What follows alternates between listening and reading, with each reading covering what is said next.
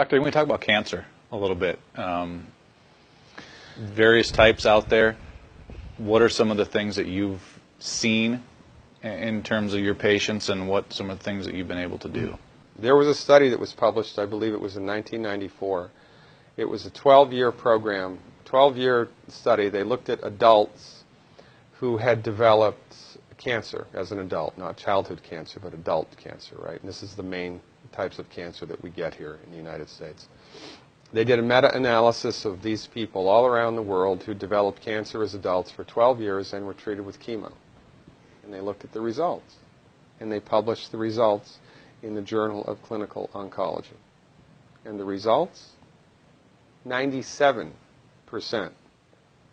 of the time, chemotherapy does not work. 97% of the time, it doesn't work. So why is it still used? It's one reason, and one reason only: money.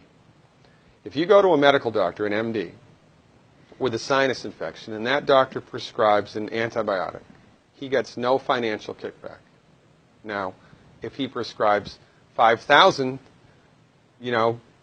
of that antibiotic in 1 month, the drug company that makes it might send him to Cancun for a conference, right? Mm-hmm. But he gets no direct remuneration. It's not with chemotherapeutic drugs. It's different. Chemotherapeutic drugs are the only classification of drugs that the prescribing doctor gets a direct cut of.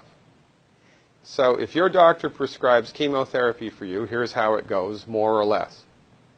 The doctor buys it from the pharmaceutical company for $5,000, sells it to the patient for $12,000, insurance pays $9,000, and the doctor pockets the $4,000 difference.